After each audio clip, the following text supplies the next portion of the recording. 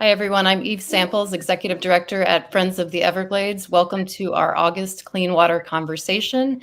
Friends of the Everglades was founded in 1969 by Marjorie Stoneman Douglas. And last year, when COVID shut us all down and kept us homebound in a new way, we decided to engage the public on environmental issues that are critical from the comfort of your home. And here, as we sit today, more than a year later, that format is relevant. So we welcome you all today. We have an interesting discussion planned, and this time we're actually venturing out of the Everglades region, Greater Everglades proper, because really the dominant environmental issue story of the year has been the horrible red tide bloom that has affected mainly the middle of the west coast of Florida. And it has relevance to the Greater Everglades region. And of course, back in 2018, we saw a red tide bloom that affected almost all of our coasts in Florida. So we're going to talk a little bit about that. Before we jump in and I introduce our guests, I just want to let you know that if you're watching live, you can submit questions in the chat, either on Facebook or on YouTube. And we're going to get to as many of those as possible in the last 15 minutes or so of our conversation. And I also just want to thank our sponsor for this event. That's Ameriprise Financial. We offer these free through the support of our grassroots donors, as well as Ameriprise. So thanks for being here today. Without further ado, I want to introduce our guests. First, we have Jacki Lopez. Jacki's the Florida Director and Senior Attorney at the Center for Biological Diversity. She coordinates campaigns in the Southeast and Caribbean for the center, focusing on protecting imperiled species and ecosystems. Welcome, Jacki. Next, we have Justin Bloom. He's an attorney and founder of Suncoast Waterkeeper and current board member of both Suncoast Waterkeeper and Tampa Bay Waterkeeper. We're honored to have you here today, Justin. Welcome. Thanks. And finally, Gil Smart is actually our policy director here at Friends of the Everglades. I have the honor of working with him, and we're happy to have you here today, Gil. Thank you very much. Absolutely. So I'm first going to share my screen here, and I'll ask Allie Preston, behind the scenes, our director that makes this magic happen, to do that. Thanks, Allie. This is a map of what we're witnessing right now in Florida in terms of the red tide bloom that's actually been going on since December of 2020. It's persisted through the summer months. It's morphed. These harmful algal blooms are somewhat mercurial in their location. So it's stretched roughly from Citrus County to Lee County, with hotspots emerging in different locations. So we're going to talk about what red tide is, what causes it, what we can expect from this year's blooms, and more. But I'll just roughly and very generally say that red tide is a form of harmful algal bloom. You see here it's described by Florida Fish and Wildlife as Carina brevis, and it produces toxins that at high enough concentrations can kill marine life, cause respiratory distress in humans, and make some shellfish unsafe to eat. This is not pleasant stuff. And I know you, Justin and Jacki, have witnessed it firsthand this year. And it's especially unfortunate that we're enduring this in the middle of a pandemic that causes respiratory distress, and a pandemic when people are seeking the outdoors for solace. So my heart really goes out to folks in the Tampa Bay area. So again, briefly, as a result of this year's blooms, we've seen thousands of tons of dead sea life cleaned up in Pinellas County, Sarasota County, elsewhere. Right now, as you can see on this map, which I actually grabbed this morning from the state of Florida's red tide dashboard, you can see that the hot spots at the moment are right in your area, Justin, Sarasota area, with some hot spots in Charlotte County now too. So something that we'll be discussing now. And I just want to show a few headlines to bring this issue to life. The top headline here says, "This red tide bloom could be every bit as bad as 2018." And those of us who were following the awful year of 2018 in Florida, and how could you miss it? Red tide started in Southwest Florida, which unfortunately was also experiencing a very bad blue-green algae bloom. And went as far up as the Panhandle, snaked around the Southern Peninsula, and affected us on the East Coast as well, where we at Friends of the Everglades are. So we're wondering if it could persist that long and be as bad this year, and we'll get the on-the-ground view from Jacki and Justin about that. And if you haven't been following the Tampa Bay Times reporting on this, I suggest it. Their photographers in particular have done some really remarkable work. And I know this is a lunchtime live stream, and I apologize. The nature of this is just really kind of grotesque. And unfortunately, that's what we're dealing with here in Florida. So I'm going to pause there, and I'm going to pass it over to Justin. And Justin, I'm hoping you'll tell us, just for the layman, the uninitiated, what is red tide and what causes it? Sure. Well, I think you hit the basics of it. It is a form of, it's an algae. It is like blue-green algae, can be a harmful algae bloom. It's naturally occurring, and it's been documented since the exploration of Florida. And it persists. We see red tides usually once a year. This is something completely different, though, what we're seeing here and what we saw in 2018. And I think that there's a better understanding of red tide and harmful algae blooms now. I think, and a lot of that is because of the crisis that we saw in 2018, which was horrific red tide. And there's a better understanding of what it is. Back then, our leaders, our resource managers, and from the administration was just saying that it's naturally occurring and leaving it at that. Like I said, it's a algae. It's a dinoflagellate. It's a very small organism that is naturally occurring, but it is significantly fueled by human activity, and that's the key. I think that we understand now. The folks watching this probably get it, but at least now, when you look on state websites, there's acknowledgement of that. So it's this organism that generally is found offshore on the west coast of Florida, and it can be pushed into coastal waters through currents, wind, and where it is fueled by human activity in the form of stormwater runoff, significantly by sewage and nutrients. I mean, you all think of like where the sources of nutrients come from. I mean, the one that we're going to talk about today is Piney Point, and that was just this massive amount of readily available fuel for red tide, for K. brevis. But also, I mean, every day we're seeing it in our stormwater runoff from, the poop that your neighbor leaves from their dog that they don't pick up, from failing sewer systems, septic systems, atmospheric deposition. It's very complex, but those are sources of nutrients that can fuel this naturally occurring algae to create conditions like we saw in 2018 and are seeing now. So you're in the Sarasota area, Justin, and I have some pictures that you sent along that we'll share now. Tell us what the conditions are looking like for you and your community and what the reaction's been. Yeah, so I'm in Sarasota. Suncoast Waterkeeper is mainly Sarasota and Manatee County coastal water. Tampa Bay Waterkeeper is Tampa Bay. These photos are from Tampa, where we felt the worst of it. And it's since that, I'd say it was a month ago and change, it's been patchy. Right now, I'm just getting back in town last night. I've been gone for a little bit, but I know that right now in South Sarasota County, we're seeing it pretty bad. I think what's different about this bloom is its presence up in Tampa Bay, where in 2018, we really saw it. This was like ground zero. It was terrible in the coastal waters, not so much back in the bays and the tidal creeks where you have more fresh water.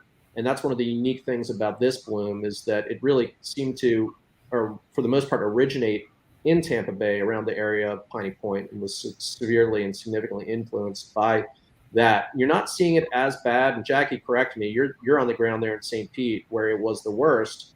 It's gotten better back in the bays, and now we're seeing it more on our beaches up and down the coast and it's in the like patchy red tide blooms. We're still getting regular um, uh, photos from our members, reports, and coverage of respiratory illness and complaints and dead fish, but mainly on the beaches for now. And we'll see how this evolves. We'll talk about that more.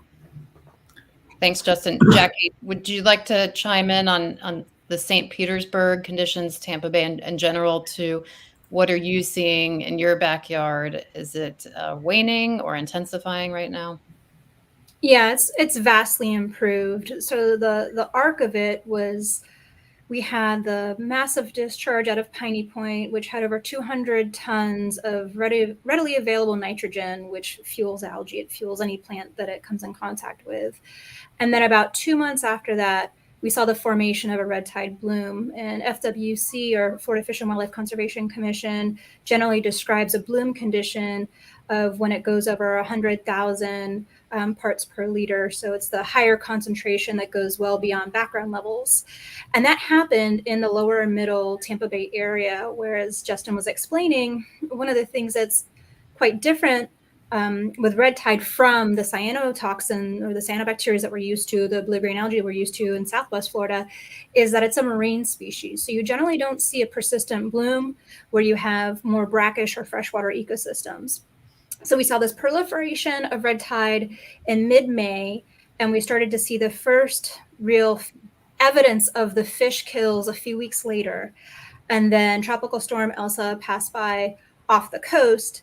And then we continued to see the red tide and the fish kills just clogged up into Tampa Bay, into areas that generally don't experience red tide, even when you see the rest of the west coast of Florida struggling with red tide.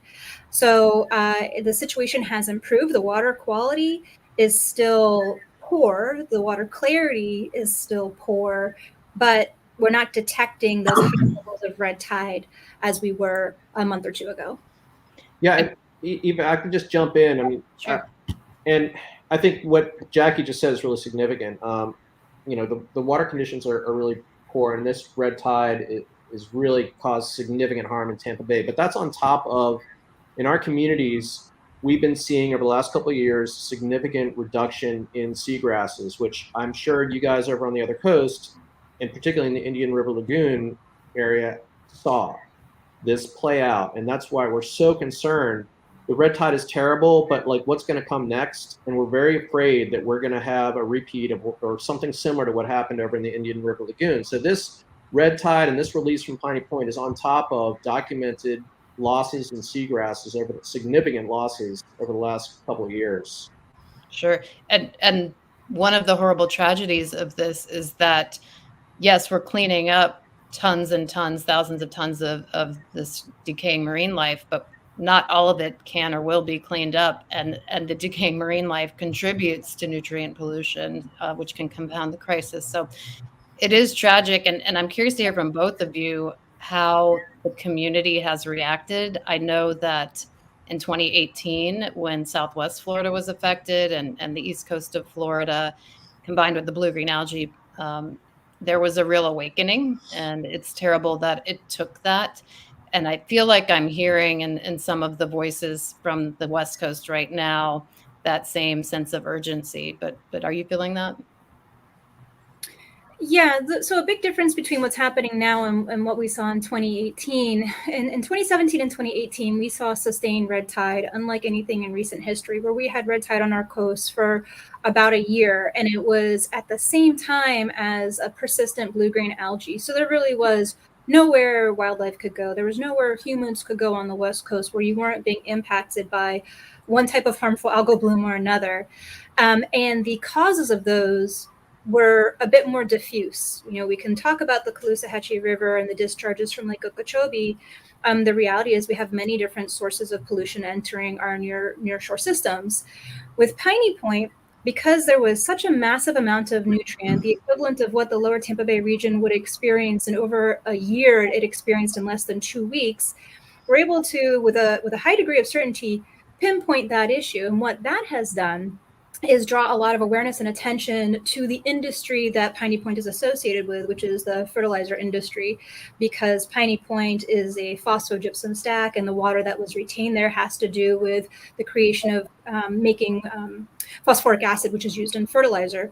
So what I've seen is a lot of attention, a lot of folks wanting to know more about Florida's dirty secret, which is the fact that we have a massive amount of phosphate mining going on, and we're producing a lot of phosphogypsum, more in Florida than anywhere else in the United States, and that we have 24 more phosphogypsum stacks that are vulnerable. Some of them are actually growing by the minute. There's a hearing tonight to expand one of them that's already had several sinkholes. So that's something that I've seen. The other thing that I've seen is that a lot of fishermen were impacted. I received, well, the calls have slowed down a little bit now, and I suspect that's because red tide is pulling out of Tampa Bay. But for a while, I was receiving multiple calls a day from fishermen who were desperate to get back on their feet again, because they were cut off from that lifeline, their business, their sustenance, for about 2 months. And they weren't seeing relief. They weren't seeing, any kind of economic stimulus for their industry, for them personally, and they were really struggling. And so that really was eye-opening, just how many people in the Tampa Bay area really do depend on having clean, clear water that is not being poisoned by harmful algae. Right. And I'll note that Center for Biological Diversity was among those who asked Governor DeSantis to issue an emergency declaration. That has not happened. And part of that kind of declaration could enable economic resources for folks who are struggling. So that will be to be continued. Gil, I want to turn to you because you've been talking to people about Piney Point and the phosphate industry in general in Florida. Tell us a little bit about what you've heard. Walk us through, generally, for folks who haven't been tracking it closely, what happened at Piney Point and the pollution that followed. Sure. Well, Piney Point's an abandoned phosphate plant located north of Palmetto in Manatee County near the lower Tampa Bay. It was built in 1966 and produced fertilizer for years and years, but it was officially abandoned by then owner, the Mulberry Corporation, in 2001. The Florida DEP took over soon thereafter, but there were problems, environmental issues on and off for years. At one point, between 2003 and 2007, 1.1 billion gallons of water laden with nitrogen and ammonia was dumped into Bishop's Harbor. The site was actually acquired by a company called HRK Holdings in 2006. And a few years later, HRK began storing dredge materials there, pumped from the construction of a new Port Manatee berth. The DEP signed off on this, even though the U.S. Army Corps of Engineers basically told them this is a bad idea, you should probably not do it, but went ahead with it anyway.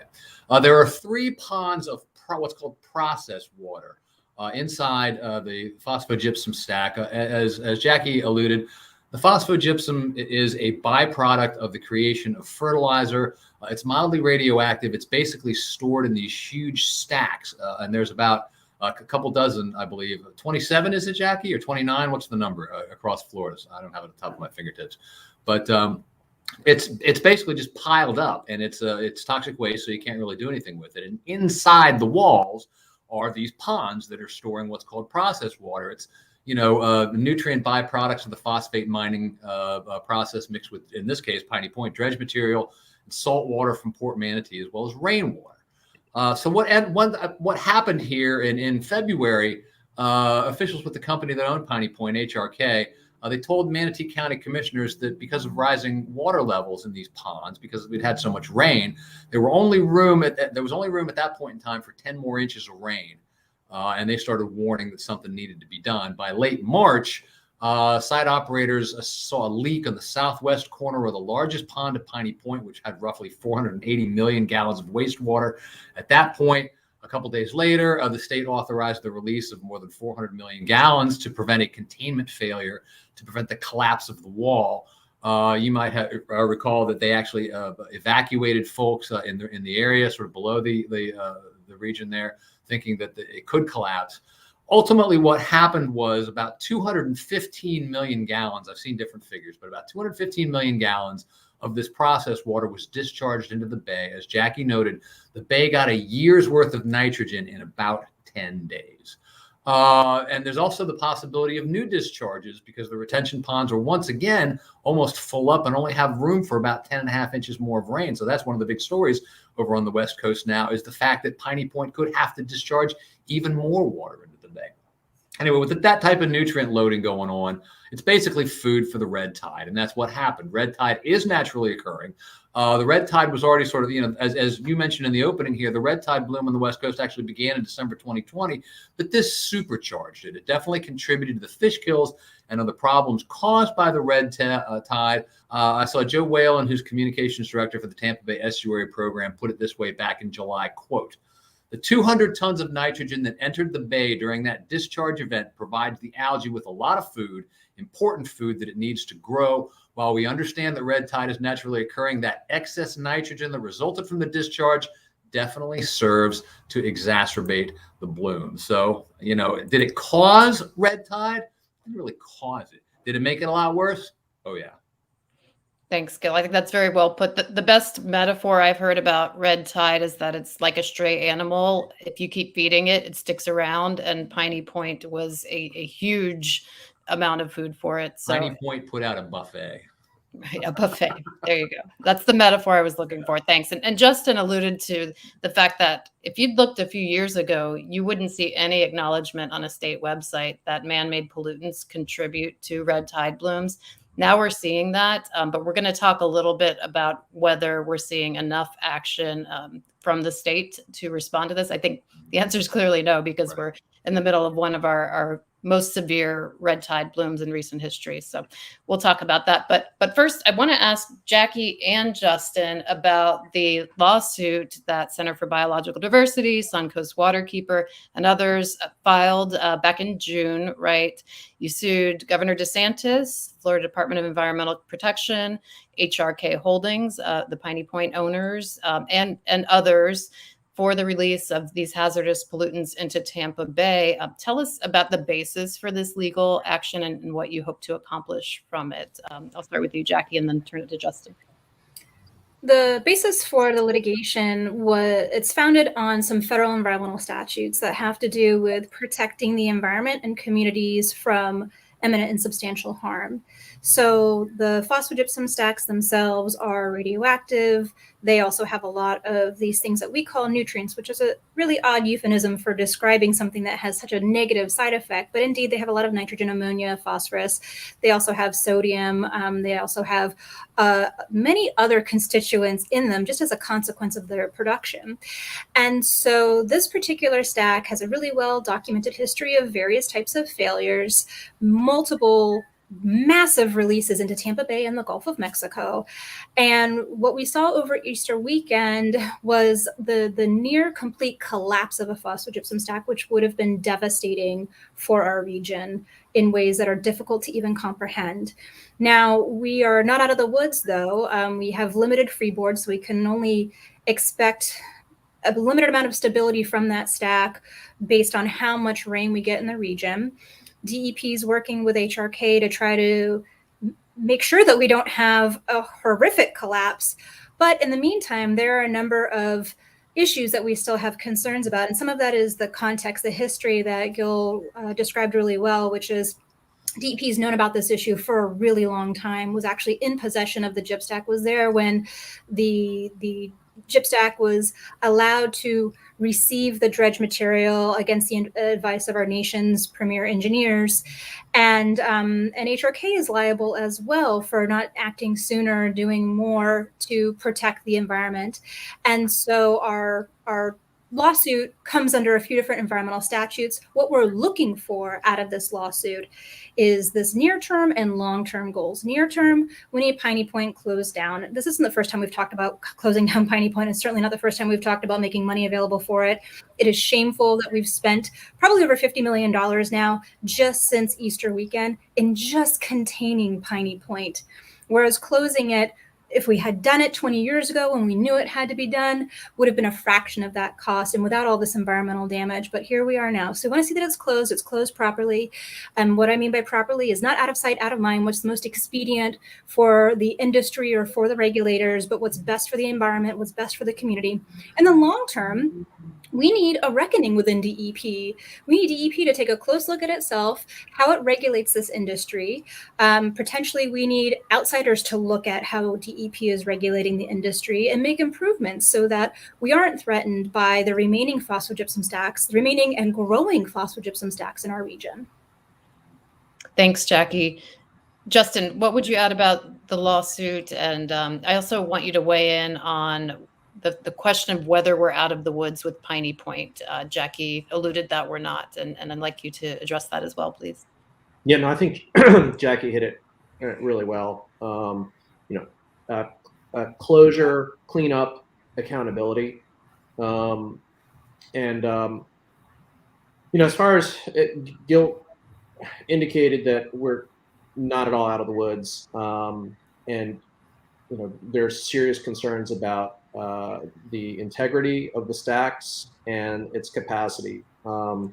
We've got a little less than 10 inches of capacity at the site now, which is about where we were before, when the red flag was raised. But we're in rainy season now. Back then, we weren't even in rainy season. So, it's anticipated, and I'm sure this is a conservative estimate, that we're going to have another 10 inches by the end of September. So there are really significant concerns about whether or not there's going to be an additional release. The emergency order issued by the governor, which preceded the massive release months ago, is still in place. So I think it's up to the managers at the site as to, if and when they're going to dump more polluted wastewater into the bay.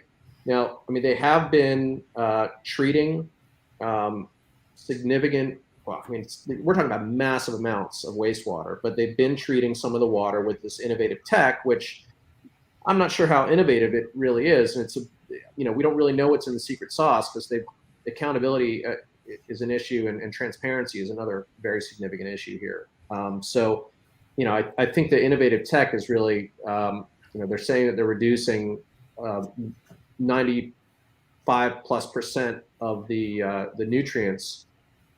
But what about the remaining heavy metals and radioactive materials that are potentially in that wastewater? We've got major concerns about additional releases coming up, and so even without that, let's say they've completely contained Piney Point, we don't know what the arc is, how this arc is going to play out as far as red tide and how long it's going to last. And certainly if there's another insult on top of the injury coming up, probably at a worse time of year, then, on top of what we've already had, then this could be just really devastating to the bay. And I think that these bays, we're talking about Tampa Bay and Sarasota Bay, these estuaries are very resilient, but we need to give them a chance to recover.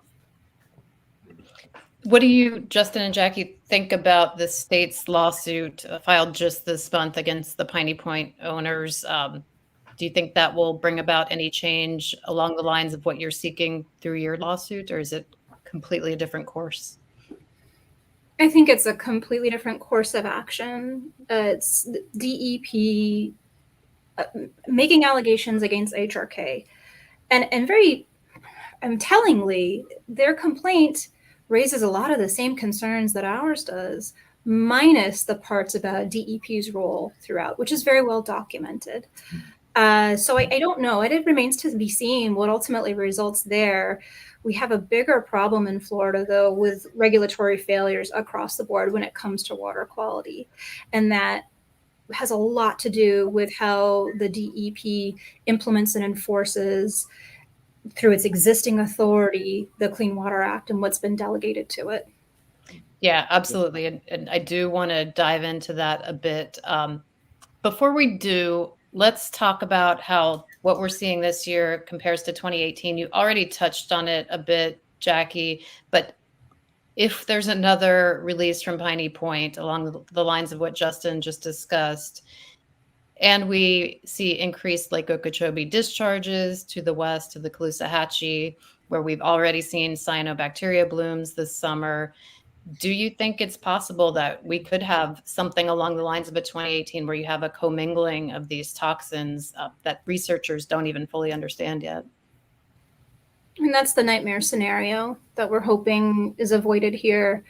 I think it's too soon to tell how long term we'll see this present bloom. The one from 2017, 2018 lasted more than 11 months, and it really harmed our marine ecosystems. I mean, just looking at manatees and sea turtles, it killed hundreds just on the West Coast. Already, we've seen about 20 or so dead manatees in the Tampa Bay region just since June. So just from that one isolated red tide. So I don't know. But it's a potential worst case scenario that could come to pass, realistically. Thanks, Jacki. Okay, so let's talk about some of these bigger picture issues. The state has a red tide task force, and this task force is not new, but it was revived and somewhat reconstituted after Governor DeSantis took office. And in 2020, it actually issued a series of recommendations. Gil, you've looked at those recommendations. What's your read on them and their effectiveness? The Red Tide Task Force, officially the Harmful Algal Bloom Task Force,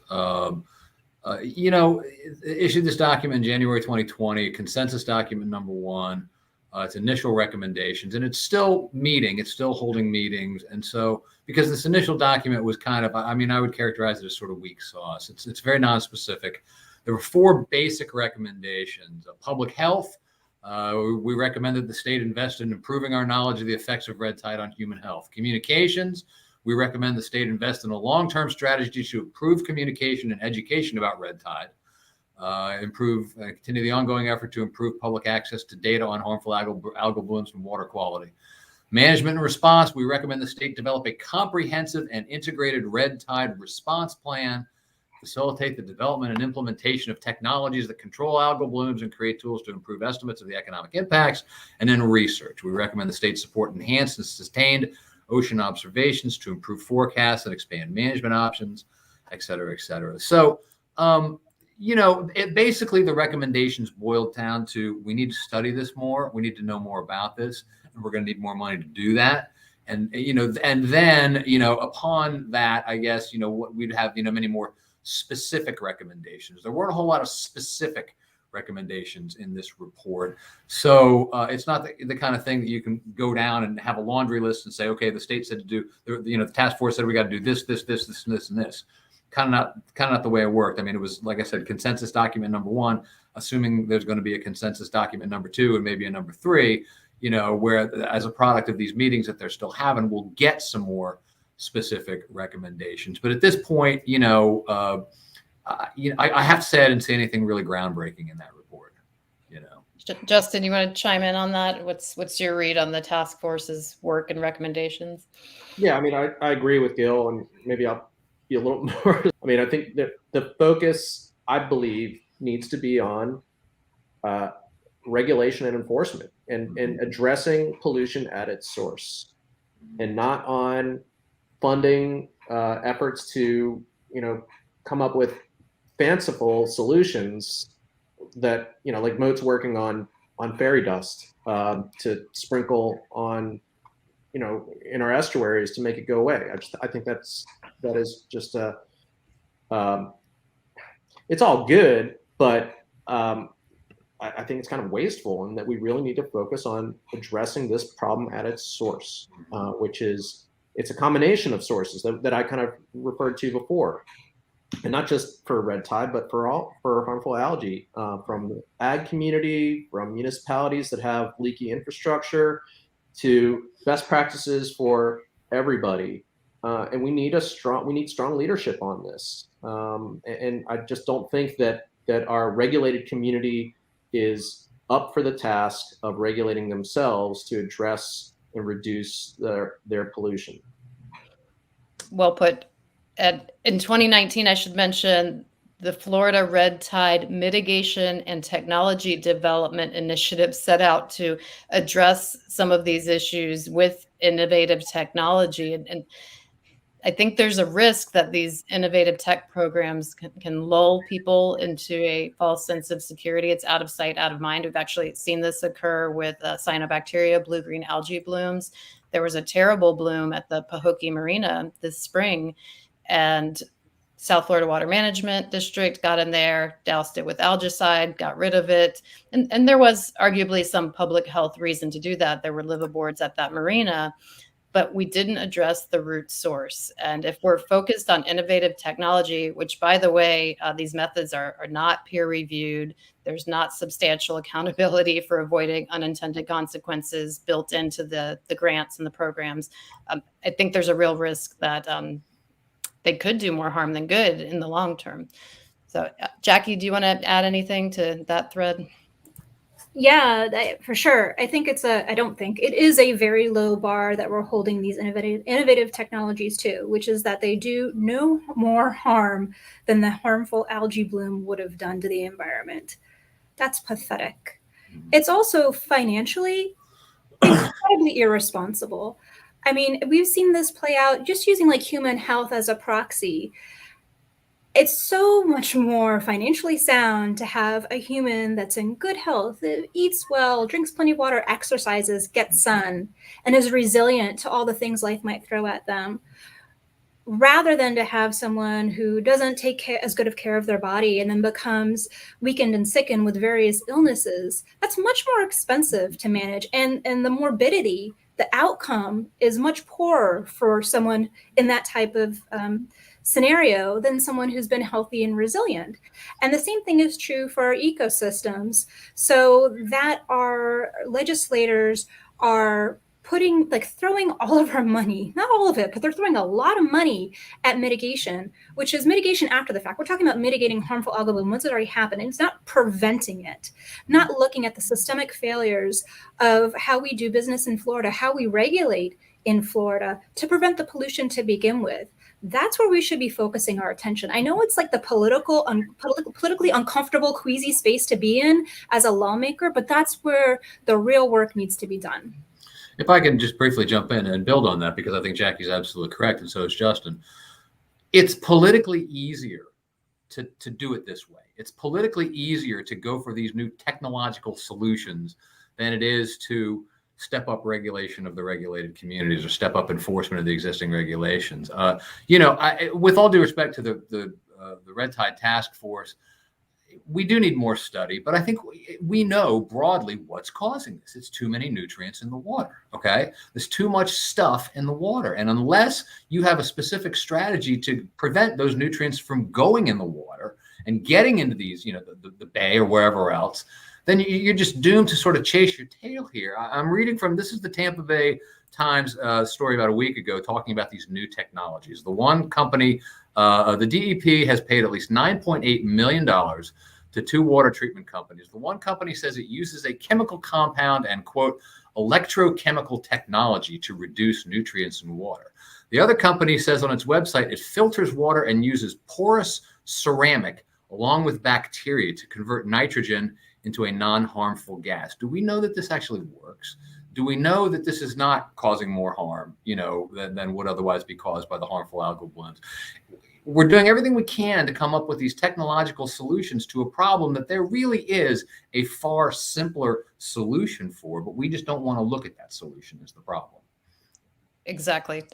I know those of us who track the state legislature are already thinking about the next session. It will be an early session because of the election year next year. So January, state lawmakers will head to work. And unfortunately, almost every single legislative session, we see a rolling back of environmental protections rather than a ramping up of them. But nonetheless, let's just entertain a discussion about what we might like to see them do. What would be at the top of your wish list if the legislature could adopt some regulations, and let's not be afraid to use that word, that could help stem red tide, blue-green algae blooms, and the problems we're talking about. So Justin, I'll start with you. What's at the top of your wish list for the state legislature? Well, I mean, one of the things at the executive level also is to adequately fund DEP and to let them do their job and do enforcement. and so I think, maybe part of that can be built into legislative initiatives, but I think that, that's also something that we need to see from our executive leadership. And I think that that's really critical. I mean, we can have additional regulation, but, we need to have a strong regulatory and enforcement arm to be able to execute on that. So that. Yeah. How much do you think a lack of manpower factored into Piney Point? Yeah, I mean, I think so.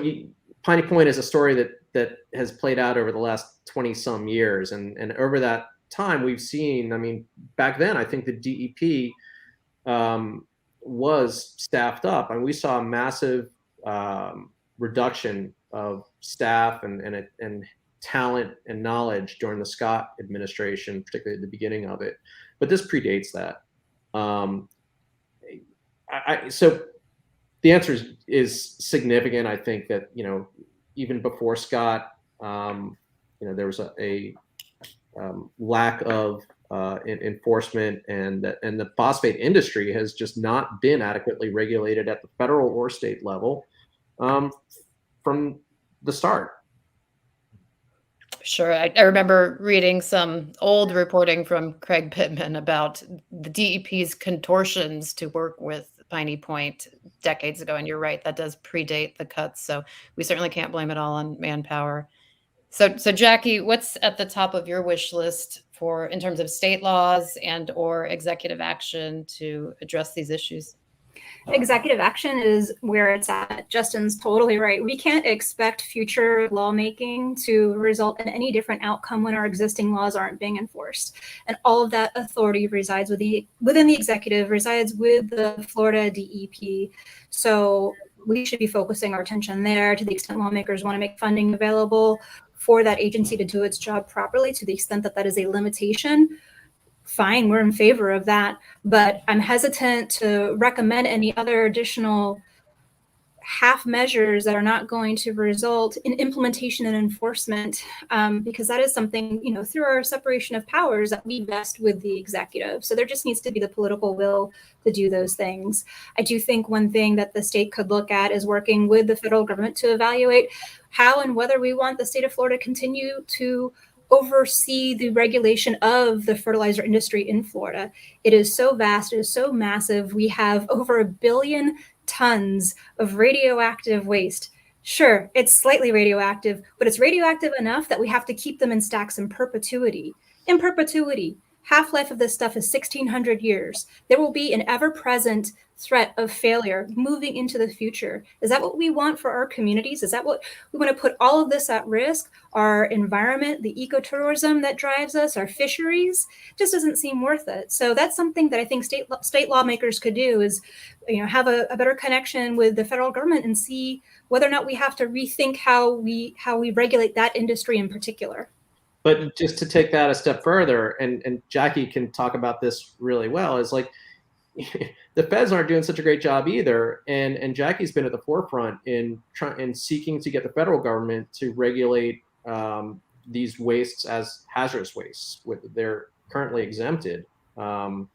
So, I think that there needs to be an effort at all levels, but I think that the immediate focus, I think, needs to be on getting DEP to do their job to protect us. Thanks.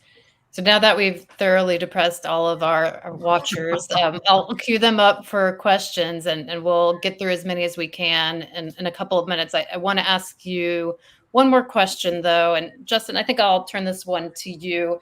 So for folks who are watching or just tracking this story and are interested, what can be done? What can they do as individuals to help keep the pressure on these issues, to help put a spotlight on specific fish kills or harm brought by red tide this year? What's your advice to people who are just feeling a little helpless in one direction? Yeah, I'm seeing people becoming more vocal, and you can do that through amplifying your voice through organizations like CBD, like the Waterkeepers, like Friends of the Everglades, because we're working, on the solutions that we've been talking about, and the efforts and the enforcement efforts and the outreach and education. So support your, your nonprofits, but be vocal, and people hear you. We had a great forum not long ago, with a great turnout where, lots of county commissioners, city council people, electeds at all level need to hear from their constituents, and I think that they're getting it. There needs to be. We'll be saying this 10 years from now. There needs to be a sea change. It needs to come from a grassroots movement of people that demand a change in prioritization of, to where, our regulators, our elected officials, our community leaders need to prioritize environmental protection, because that is the key for the health of our communities. The health of our communities rely on healthy waterways. Thanks. I think I'd like to get each of you to weigh in on this one. Jacki, what's your advice to people who ask? I mean, you're an attorney, you have in-depth knowledge of environmental law, but for folks who don't, what can be done? I completely agree with everything Justin just said. And I would emphasize that you should become involved in local politics. We're 501c3s, but that's irrelevant. Like, these decisions are made by the people that we elect. So who you vote for really matters. And if you're not seeing a candidate that's reflecting the interests of you or your community, consider whether you could run for office, or if you know someone who could run. I think that we're only going to get that sea change from the grassroots level if we continue to elevate leaders to represent us. And truly, I mean, you can look at it one of two ways. They're leaders, but they're also electeds. That's just the style of democracy that we have. They should be reflecting, the people that we put in those positions should be reflecting the will of the communities. And having a healthy environment is a nonpartisan issue in Florida. It doesn't matter where you are on the political spectrum. Everyone who lives there recognizes that we need clean water, clean air, or we're going to lose everything that we love about this state, and we're going to tank our economy at the same time. So that's where I would say is look to your elections and make sure that the right people are getting voted into office that are going to implement these changes. We saw in 2018, when we had the horrible confluence of red tide and blue-green algae, that the environment became a central campaign issue during the gubernatorial race. And DeSantis took office in 2019, rolled out an environmental executive order, and the follow through has not been adequate to prevent what we're seeing now. And I think that's where residents of Florida have to keep their eye on the ball. And it's easier said than done, right? All of us think about this all week long. It's our jobs, it's our passion. But I think to the extent other folks can get engaged, it can really make a difference. And I mean, Gil, you were in Stewart in 2018, and you've seen what a groundswell can do to create some pressure. What's your read on this question? I mean, I agree with what's been said. What's Marjorie Stoneman Douglas's line? You be a nuisance where it counts, right? Mm-hmm. And I think, you can do that. I think you can be vocal.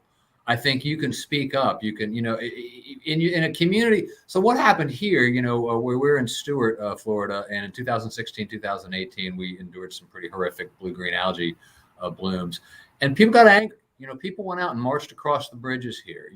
And lawmakers, when a whole bunch of people get together and start screaming that you need to do something about this, lawmakers do tend to notice, because after all, these are constituents who are going to go to the ballot box and vote, if something like this is going on. So that's what you really have to do. You sort of have to get their attention. And there's a lot of competing things trying to get lawmakers' attentions, but you can write letters to the editor. You can show up at the rallies. You can do what you can get involved. You can run for office, as Jacki said. You can contribute to organizations that are working for the causes you believe in. You can support them. You can share their posts on social media, that sort of thing. You can you got to kind of be sort of the mammals running beneath the feet of the dinosaurs here, because frankly there are very powerful interests arrayed against all of this in the state of Florida. Unfortunately, the way we run things here in the state is not necessarily for the benefit of the citizens who want clean water and want clean air. But there are things you can do to demand it, and you can be very visible and you can be very loud about that. And I think that's what people have to do. Thanks, Gil. I'll ask Allie to share my screen, because there's one more thing we can do that's super easy. If you see a fish kill, just call the fish kill hotline, get it reported. And you can also report it online. Just Google FWC fish kill, and you'll get this information. So let's make sure we have a record of what we're seeing. for perpetuity. Okay, so with that said, we have about 10 minutes left. I want to get through questions that folks watching may have about red tide or the broader issues we're talking about. So we can go ahead and tackle them. Allie, if you'd like to queue up our first question. Okay, Eric Jackson asks, why are we getting a significant reduction in seagrass? Justin, I believe you're the one who brought this up. Would you like to talk about why that's happened? Yeah, sure. I mean, it's related. So, you know, the science is complex. Estuaries are dynamic, but we're seeing these seagrass reductions, and the scientific community believes that it's generally tied to excess nutrients, which again fuels these algae blooms. So, you know, the Tampa Bay in particular has been a great success story since the advent of the Clean Water Act, since the advent of regulations, upgrades in sewage systems. What had been a dead and dying bay has come back significantly. And like the key species that we use to measure health of the bay and recovery has been seagrasses that provide very important habitat and stabilization. And Tampa Bay has been doing a great job in spending millions and millions of dollars investing in recovery of their seagrass populations, only to, over the last several years, see reductions which are being tied to excess nitrogen nutrients from, spills, things like Piney Point on a smaller scale. We haven't had, these massive spills, but stormwater, sewage, I think, has been a major source. We've been very active, the Tampa Bay and Suncoast Waterkeeper, in bringing Clean Water Act citizen suits against municipalities to force them to improve their sewage systems, which I think is going to help the bay recover. But the story is too much nutrients clouds the waters, doesn't give the seagrasses the opportunity to grow. And that's generally why we've been seeing these seagrass reductions, not only in Tampa Bay, but in Sarasota Bay. And we're even drilling down to tie certain segments of the bay to certain pollution sources. And like I said, that there have been great management efforts ongoing for a number of years by stakeholders throughout the community, coordinated through the estuary programs to try to keep us on a nutrient budget so that we can maintain and improve our seagrass populations. Yeah, in fact, you're reminding me that Tampa Bay had been or was becoming such a success story in terms of its gains that those of us in the Stewart area were looking to Tampa Bay in recent years for kind of a roadmap. And it's really unfortunate to think that that progress may be undone. And while we're talking about seagrass, I think it's worth mentioning that there's an unusual mortality event for manatees in Florida this year. Seagrass are a primary food source for them. So all of this compounds in a really devastating way. Okay, I think we can queue up another question, Allie. Wayne Mills asks, should we sue EPA to force Florida to live up to the Clean Water Act? Jackie, I'll pass that one off to you. I think we should be holding Florida accountable. If suing the EPA or the DEP are tools that we can use to achieve that, then I'm supportive of that. I think that we've given Florida a lot of time to try to figure out the regulation of water and what goes into water, and we're running out of time to get it right. So I would be in favor of additional oversight, additional review to figure out what the state needs to be doing better. I think a lot of it has to do with enforcement. And so, yeah, I'll leave it there. Where do you see the glaring failures in terms of the Clean Water Act in Florida? Just categories. So we know that, okay, we have point source discharge and we have non-point source discharge. That means the different ways that our phosphorus and nitrogen and other nasty things get into our water. Either they're coming through a pipe or they're just running off the land when it rains. And so in the case of non-point source discharge, we have this entire system for identifying what water bodies are impaired, what water bodies are not meeting their designated uses. Like, you should be able to swim or fish in this water body. You can't do that as a consequence of what? Because there's poop in it, because there's phosphorus in it, what? And then you establish a diet for that water body, and you set targets for how much of those different pollutants you'll let in. And one of the ways you achieve those reductions is by coming up with a basin management action plan and then best management practices for sectors of land uses and of upstream sources. So one of the failures of enforcement has to do with the fact that these best management practices are not always being followed. And the consequence of that is that these nutrients are reaching our waterways. And I won't go much deeper there, but that's like the general overview. For point source discharge, you're allowed to pollute our waters under the Clean Water Act. That is lawful as long as you have a permit. And it's lawful as long as you stay within the description of what your permit allows you to discharge. And we have numerous permittees that are exceeding the amount of pollutants that they're putting into the waters. There needs to be consequences for that. And I don't mean like a fine, especially for a very well-off corporation that can absorb that cost of doing business. So we need to be getting enforcement that has real accountability so that the point source discharges are also being reduced. And you said you don't mean a fine. Sorry. What do you mean? Potentially you're losing your permit to discharge. You're certainly not being given additional permits to discharge. So for example, in the Tampa Bay region, we have a major corporation that has a massive permit to discharge a lot of nitrogen. And that corporation has exceeded that permit by 40% just last year. Well, they're up for an additional permit tonight to expand a phosphogypsum stack to contribute additional nitrogen to the system. It's my opinion that the DEP shouldn't be authorizing additional pollutant discharges to a corporation that can't even meet the terms of the existing permits that it does have. Thanks. And was that you trying to jump in, Justin? Yeah, and I agree with Jacki on all points, but the two areas that she talks about in your slide, I think is helpful, is that there's also a significant delay in coming up with these TMDLs, the water quality, the BMAPs, the water quality assessments. So there are ways of kind of gaming the system to come up with more favorable for industry assessments, and then there's also a significant delay. And then on the enforcement side, these and the regulatory side, they need to be tightening up these permits.